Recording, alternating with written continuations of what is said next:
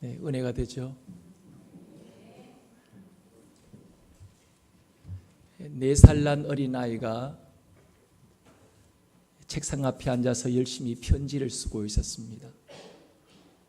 그것을 본 엄마가 무척 궁금했습니다. 얘가 글씨도 못 쓰는데 도대체 무슨 글을 쓰고 있을까?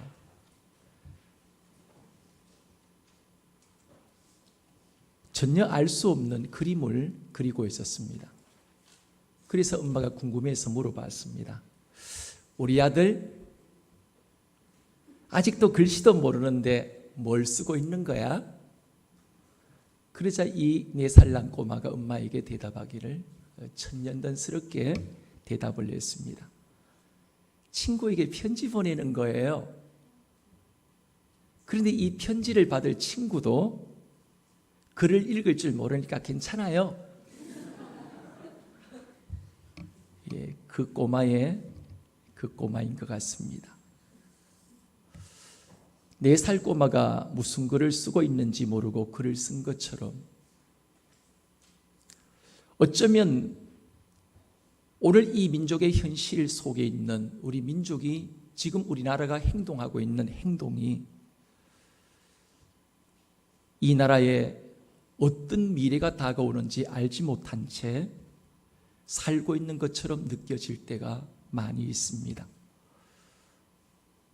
현재 이 나라를 바라보는 세계인들의 눈은 이상한 눈길로 우리 민족의 모습을 보고 있는데 마치 객기를 부르고 있는 사람의 모습으로 이상한 눈으로 바라보고 있습니다.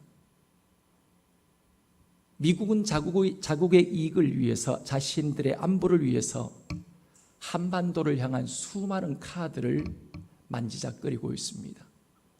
이 한반도에서 어떤 카드를 쓸까? 어떻게 하면 우리 정말 미국의 자국의 이득을 위해서 안보를 위해서 어떤 카드를 써야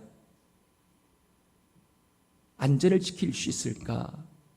그 수많은 카드 가운데 하나가 ICBM을 폐기하는 조건으로 미북 간의 협상을 이루는 일입니다. 너희들이 만일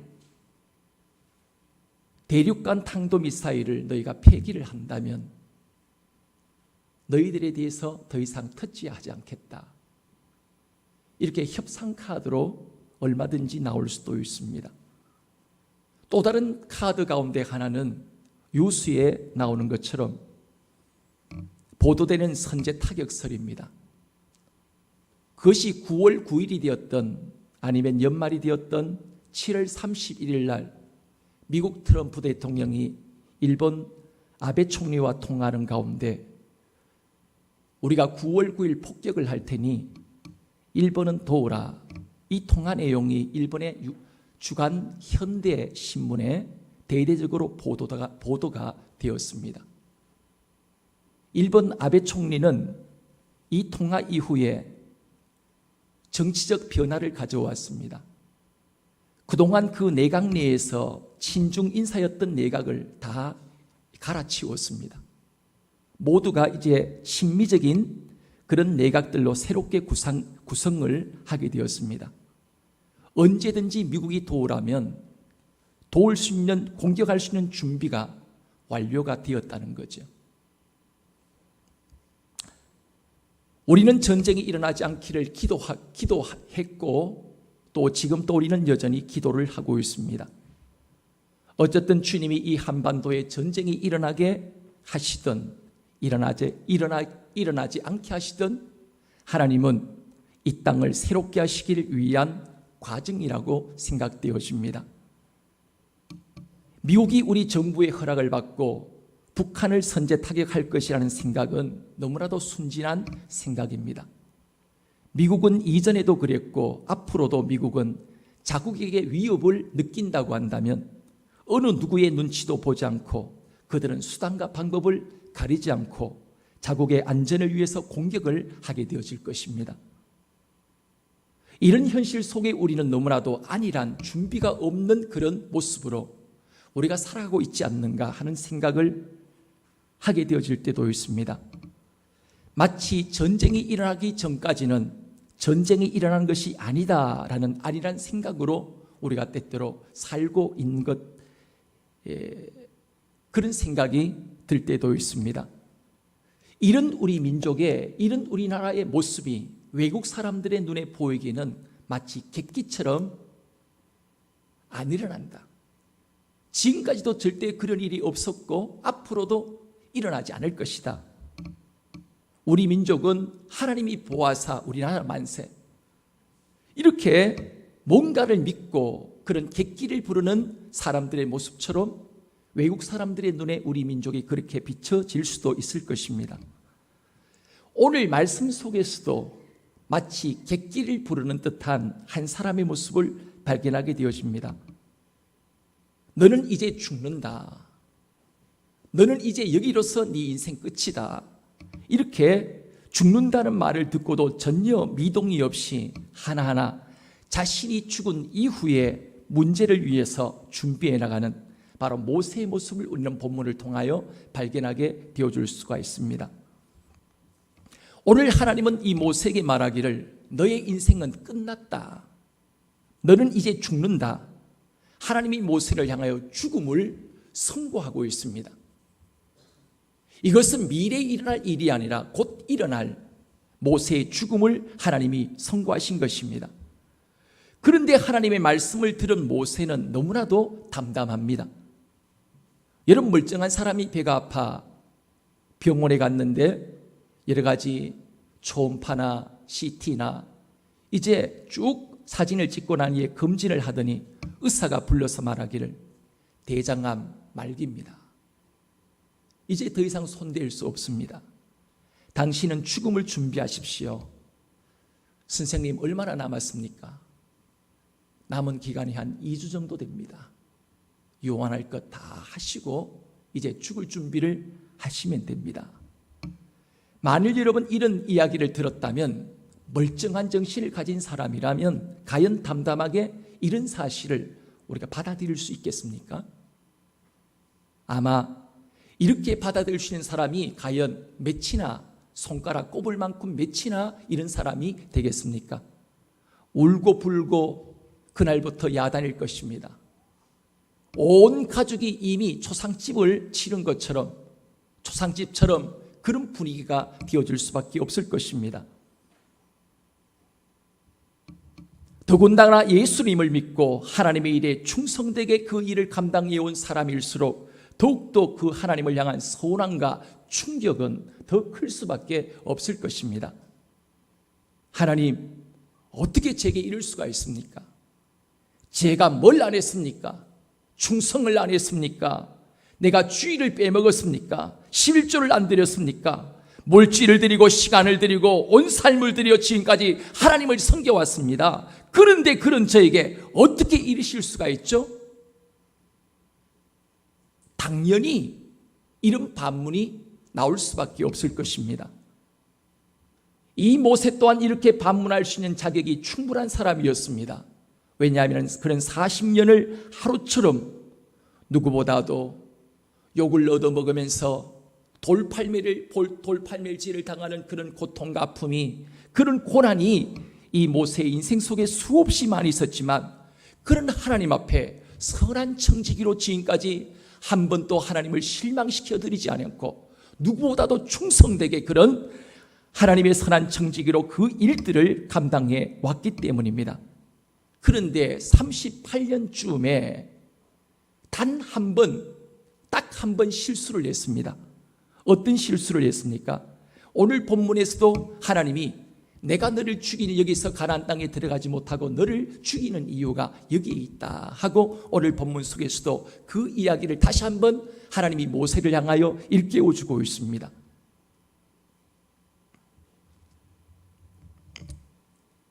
여러분, 그 사건도 솔직히 말하면 참을 대로 모세가 참았습니다. 얼마나 견딜 수 없었으면 한마디 했습니다. 이 패역한 사람들아, 그러니까 이 반역자들아, 이 싹수가 노란 사람들아, 이렇게 얘기를 하면서 그 분노를 싸기지 못한 채 지팡이를 들고 2번이나 반석을 내리쳤습니다. 하나님은 그 사건을 그냥 지나치지 않으셨습니다. 40년 동안 충성된 것을 봐서라도 그것 하나 얼마든지 용서해 주실 수 있는 일이었습니다. 하나님은 그 사건 때문에 모세를 향하여 지금 다시 한번 죽음을 모세를 향하여 선언을 하고 있습니다. 그런데 모세는 하나님을 향하여 묻지도 따지지도 않습니다. 이 소리도 아닙니다. 저 소리도 아닙니다. 여러분, 용각 사는 소리가 있습니까? 없습니까? 용각 사는 소리가 없습니다. 여러분, 용각 사는 소리가 나지 않습니다. 모세도 이런 방구의 하나님을 향하여 저 섭섭합니다. 하나님 제게 어떻게 이르실 수가 있습니까? 이렇게 반문의 얘기도 조금 더 오늘 본문 속에서 그런 고백을 찾아볼 수가 없습니다. 과연 모세는 하나님을 향한 서운함과 억울한 마음이 없었기 때문일까요? 모세도 사람인데 왜 그런 억울한 마음이, 왜 그런 안타까운 마음이 모세인들 없었겠습니까? 여러분, 속된 말로 40년 동안 실컷 부려먹고 한 번 잘못했다고 일생을 가나안의 희망을 안고 살아왔던 사람에게 가나안 땅을 밟지 못하게 만드신 하나님의 처사는 너무나도 부당하게 보여질 수밖에 없습니다. 우리가 직장에서 아니면 회사에서 우리가 이런 부당한 일을 당한다면 과연 가만히 있을 사람 누가 있겠습니까? 아마 어디에 고발하죠? 이런 부당한 일을 당하면? 예? 예, 노동청에 고발하게 되어질 것입니다. 억울하다. 나 부당한 일을 당했다. 이 문제를 해결해 달라. 절대로 가만히 있지 않을 것입니다. 여러분, 세상 사람도 부당한 일을 당하면 따집니다. 옳고 그름을 분명히 따져서 자신의 억울함을 풀려고 하는 마음이 있습니다. 그런데 완전하신 하나님이 행하신 일이 누가 봐도 너무하다 싶은데 왜 모세는 그런 하나님을 향하여 대들지도 않고 따지지도 않고 담담히 하나님이 행하신 그 일을 전적으로 100% 수용하고 받아들인 이유가 뭐겠습니까? 여러분, 모세가 하나님을 향하여 무슨 책 잡힐 일이 있었겠습니까? 아니면 진노의 하나님이 너무나도 무섭기에 하나님이 두려워서 하나님을 향하여 따지지 못한 것일까요? 아니면 고집스러운 하나님의 고집을 자신이 꺾을 수 없다는 사실을 알기에 아예 자포자기하고 포기해버린 것일까요? 모세가 가나안 땅에 들어가지 못하고 죽어야 한다는 사실은 너무나도 충격적인 사건이고 충격적인 일입니다. 그러나 하나님께로부터 죽음의 통고를 받은 모세는 자기의 죽음에 대하여 애원하지도 않습니다. 그렇다고 두려워하지도 않습니다.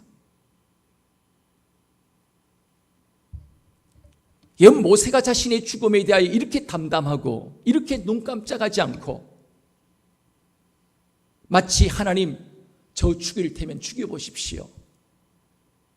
마치 배짱스러운 그 누구도 두렵지 않는 자의 모습처럼 이렇게 담담하게 오늘 모세가 하나님을 향하여 나아갈 수 있었던 이유가 여러분 도대체 어디에 있겠습니까? 모세가 우리보다도 더 뛰어난 사람이기 때문일까요? 아니면 죽음의 고비를 수없이 넘겼기 때문에 죽음을 초월한 사람이기 때문에 그는 이렇게 담담할 수가 있었겠습니까? 과연 이런 모세의 담담함은 어디로부터 온 것일까요? 오늘 말씀 속에 그 이유를 우리에게 보여주고 있습니다. 바로 16절 말씀 한번 다 같이 읽겠습니다. 16절 다 같이 읽겠습니다. 여호와 모든 육체의 생명의 하나님이여 원하건대 한 사람을 이 해중 위에 세워서 모세가 뭐라고 고백하고 있습니까? 그것은 바로 그가 이렇게 그 죽음 앞에 담담할 수 있었던 유일한 이유가 있다면 그것은 바로 하나님을 생명의 주로 믿었기 때문입니다. 여호와 모든 육체의 생명의 하나님이시여, 그런 하나님을 모든 육체의 생명의 하나님으로 고백합니다. 자신에게 생명을 주신 분도 하나님이시고 그 하나님이 자신의 생명을 거두실지라도 능히 그에게 더 나은 생명을 주실 수 있는 분이시라는 사실을 확신하는 믿음이 있었기에 그는 죽음 앞에서도 담담할 수 있었던 것입니다. 여러분, 그렇습니다. 하나님을 생명의 주인으로 믿는 사람은 두려워하지 않을 수 있습니다. 왜냐하면 생명을 주신 그 하나님께서 자신의 생명을 보호하실 뿐만 아니라 만일 하나님이 죽음을 당한다 할지라도 하나님이 그 생명에 더한 생명을 주실 수 있는 것을 확신하기 때문인 것입니다. 그러나 나의 생명이 어느 개인의 손에 달려있고 한 나라의 어느 나라에 내 생명이 달려있다면 우리는 두려움에 떨 수밖에 없을 것입니다. 자신의 생명이 자신의 손에 달렸다고 믿는 사람은 다가오는 미래에 대한 두려움과 죽음에 대한 두려움을 절대로 이겨낼 수가 없습니다. 나의 생명은 나에게 달려있지 않습니다. 모든 육체의 생명의 주인이신 하나님께 내 생명이 달려있습니다. 나를 죽게 하시는 분 또 하나님이십니다. 나를 살게 하시는 분 또 하나님이십니다. 나를 높이시는 분 또 하나님이시며 내 인생을 낮추시는 분 또 하나님이십니다. 한 나라를 일으키기도 하고 한 나라를 주저앉히시는 분 또 하나님이십니다. 그러므로 생명의 주인 되신 예수님은 우리에게 이렇게 말씀하고 있습니다. 마태복음 10장 28절 31절 말씀 속에 몸은 죽여도 영혼은 능히 죽이지 못하는 자들을 두려워하지 말고 오직 몸과 영혼을 능히 지옥에 멸하실 수 있는 이를 두려워하라. 참새 2마리가 한 아사로니에 팔리는 것이 아니냐. 그러나 너희 아버지께서 허락하지 아니하시면 그 하나도 땅에 떨어지지 아니하리라. 너희에게는 머리털까지 다 세신바 되었나니 두려워하지 말라. 너희는 많은 참새보다 귀하니라. 한번 따라서 하겠습니다. 두려워하지 말라. 너희는 많은 참새보다 귀하니라. 그렇습니다. 참새 한 마리조차 하나님의 허락함이 없이는 떨어짐이 없다고 한다면 하나님의 형상을 따라 지음받은 하나님의 자녀된 우리를 누구의 허락함이 없이요? 하나님이 허락함이 없이는 절대로 그 누구도 우리의 생명을 빼앗을 자가 없습니다. 만일 여러분 안에 하나님의 생명이 있다면 무슨 두려움이 있겠습니까? 요한일서 5장 11절 13절 말씀처럼 또 증거는 이것이니 하나님이 우리에게 영생을 주신 것과 이 생명이 그의 아들 안에 있는 그것이니 아들이 있는 자에게는 생명이 있고 하나님의 아들이 없는 자에게는 생명이 없느니라. 내가 하나님의 아들의 이름을 믿는 너에게 이것을 쓰는 것은 너희로 하여금 너희에게 영생이 있음을 알게 하려 하심이라. 여러분 안에 예수 그리스도를 여러분의 생명의 주인으로 여러분의 마음속에 예수 그리스도를 영접하셨다면 여러분 안에는 생명이 있습니다. 그 생명은 누가 빼앗을 수 있는 생명이 아닙니다. 누가 또한 훔쳐갈 수 있는 생명도 아닙니다.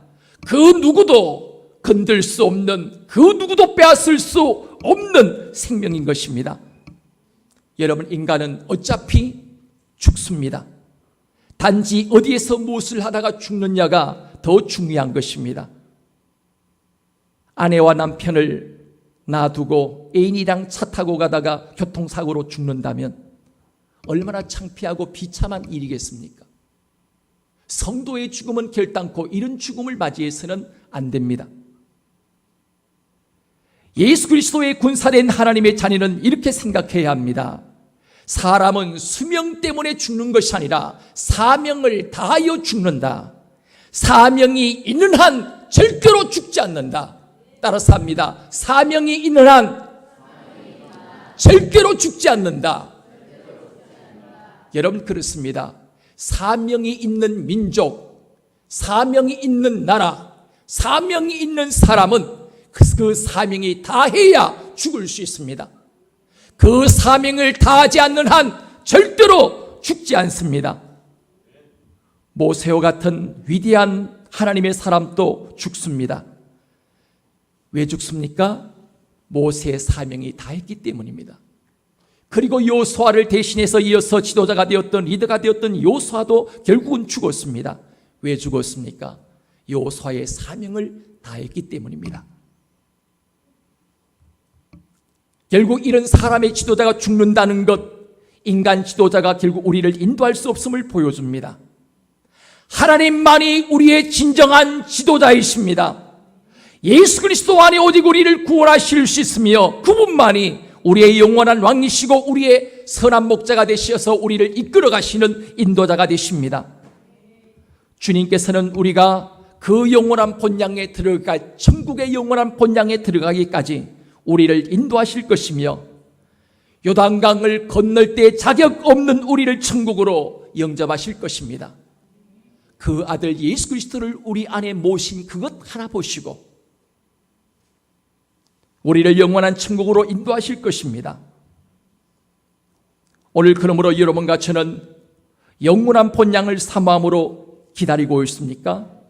여러분들은 장차 얻을 기업을 위하여 여러분들은 과연 어떤 준비를 하시고 있습니까? 이러한 하나님에 대한 믿음이, 생명의 주인 되신 하나님을 믿는 바로 그 믿음이 죽음에 대한 두려움과 하나님을 향한 섭섭함을 넘어서 오히려 자신의 생존의 문제보다 다음 세대에 대한 염려를 갖게 만들었습니다.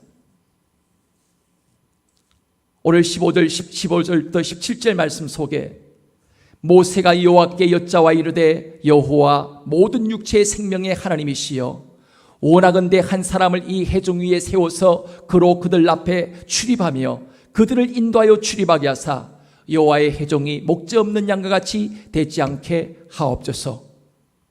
여러분, 오늘 여기 서 있는 저도 하나님이 오늘 밤 부르신다 할지라도 섭섭할 것 하나도 없습니다. 제가 맞이하기를 원하는 죽음은 비행기를 타고 가다가 비행기가 중간에서 폭발하여 하나님 앞에 하나님 마지막으로 한마디 고백하며 하나님, 내 영혼을 하나님 앞에 부탁드립니다. 깨끗하게 오늘 이 땅을 떠나게 되어지는 것입니다. 단지 안타까운 일이 하나가 있다면 우리 자녀 세대, 다음 세대에 대한 걱정입니다. 도대체 저것들을 어찌 알고,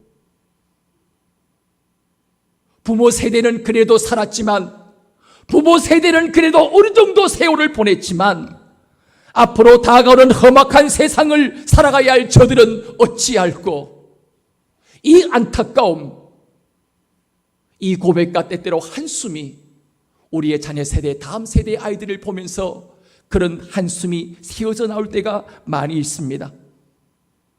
부모 세대인 우리의 사명이 무엇이어야겠습니까?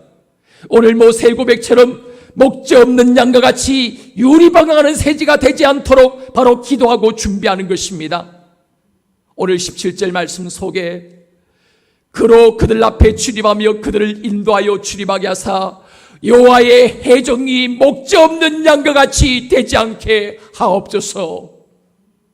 내가 죽는 것 조금 더 안타깝지 않습니다.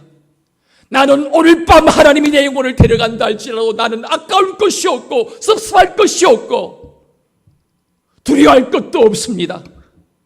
단지 나의 두려움과 나의 안타까움은 내가 죽은 이후에 이 땅에 남고 가나안 땅에 들어가야 할 다음 세대, 자녀의 세대가 걱정이 되어집니다. 도대체 저들을 어떻게 하면 좋습니까? 저들을 목자 없는 양과 같이 방황하지 않도록 주님 저들을 인도해 주십시오.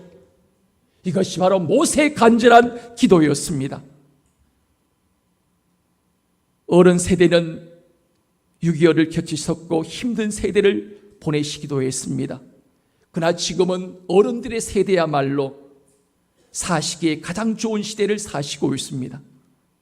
지금 여러분들이 생각하셔야 할 일이 뭐겠습니까? 내 대만 괜찮고 안심하고 아무런 문제가 없고 내 대만 평안히 정부에서도 20만에 30만은 나눠주는 이제 그런 어른들에게 나눠주는 것이 올려지고 내 대만 평안히 살다는 그 마음을 갖고 있습니까? 여러분, 아닙니다. 내 대만 괜찮다고 괜찮은 것이 아니라 믿음의 대가 흘러가야 합니다. 하나님, 자녀 세대를 축복하사 목자 없는 양과 같이 방하지 않도록 저들의 세대를 축복해 주시옵소서. 합당한 리더를 하나님이 친히 세워주시옵소서. 참목자이신 하나님이 저들의 목자가 되어주셔서 내 대보다는 자녀의 대가, 자녀의 대보다는 손주, 손주의 대가 뻗어갈 수 있도록 역사하시고 축복해 주십시오. 이 17절의 기도가, 이 모세의 기도가 부모 세대인 우리의 기도가 되어져야 합니다. 바톤 토지가 잘 이루어져야 합니다. 여호와의 군대는 믿음의 군대입니다. 믿음은 하나님의 생명을 흐르게 하는 것입니다. 내 대보다 자녀의 세대 속에, 자녀의 세대보다 손주, 손주의 세대까지 하나님의 생명을 흘러보내게 하는 것입니다. 하나님을 생명의 주인으로 고백하는 사람은 흘러가게 합니다. 그러나 하나님을 생명의 주인으로 고백하지 않는 사람은, 믿지 못하는 사람은 그 생명의 대가 끊어집니다. 믿음의 대가 끊어지게 되어집니다. 지름별과 같은 오늘 부모 세대인 우리가 할 일은 우리의 다음 세대 아이들이 더 잘 아름다운 삶을 살기 위하여 합당한 리더를 세우고 하나님의 생명이 내 대해서 멈추지 아니하고 계속 흘러갈 수 있도록 만들어주는 것입니다. 이 일을 위해서 쓰임받는 오늘 부모된 우리의 모두의 삶이 되어지길 원합니다. 오늘 우리 청년 세대를 위하여, 더 어린 세대를 위하여 믿음의 전수가 이루어지고 그것이 더 늦기 전에 한 가정 속에서 아름다운 이 생명의 흐름이 이루어질 수 있어야 합니다. 미국의 유대인들은 2%밖에 되지 않습니다. 그러나 노벨상을 30% 이상을, 30%를 그들이 전 세계 인구의 노벨상에 받았던 사람들의 30%를 유대인들이 차지하고 있습니다. 미국의 경제, 미국의 군사, 미국의 뒤편의 모든 것들을 유대인들이 영향력을 미치고 있습니다.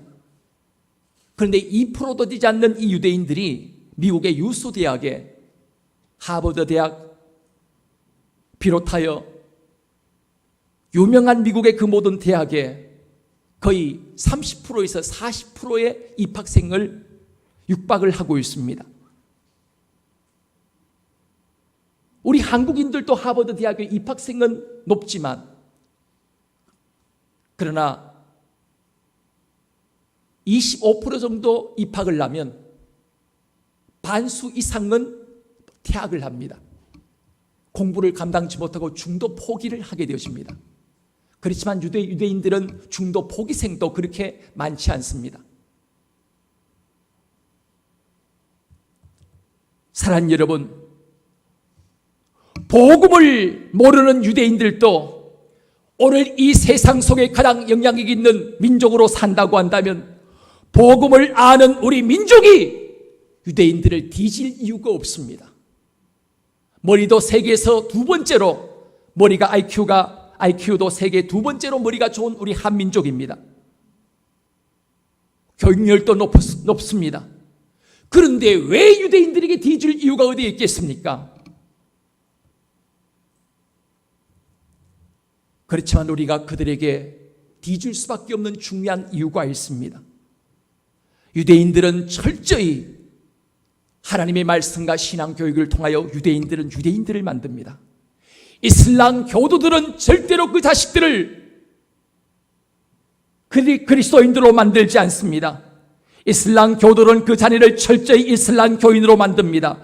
그런데 그리스도인들을 만드는 그 일에 실패할 때가 많이 있습니다. 바로 신앙을, 하나님의 생명을 전수하지 못하고 믿음을 전수하지 못하기 때문인 것입니다. 그러나 여러분, 지금도 늦지 않습니다. 지금이라도 우리가 영어 한 단어를 아이들에게 외우게 하기보다는 하나님의 말씀을 암송하는 그런 자녀로 키워야 합니다.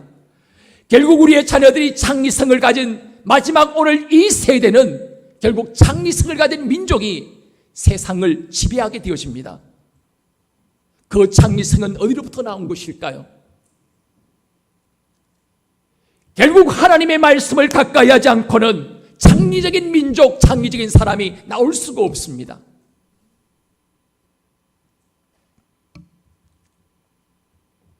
오늘 우리가 이런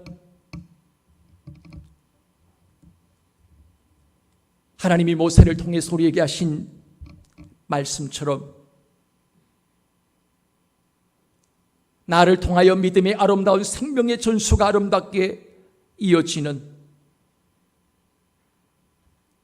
오늘 나는 죽을지라도 다음 세대를 생각하며 그 세대들이 나의 대보다 더 뻗어가길 바라는 간절한 바람처럼 오늘 또 우리 가정과 우리의 삶 속에 신앙의 전수가 되어지고 하나님의 그 말씀과 믿음이 전수되어짐을 통하여 우리의 가정과 삶을 통하여 하나님의 생명이 온 세상에 흘러넘치게 되어지는 그 일에 우리 모두가 쓰임받는 우리 모두의 삶이 되어지기를 원합니다.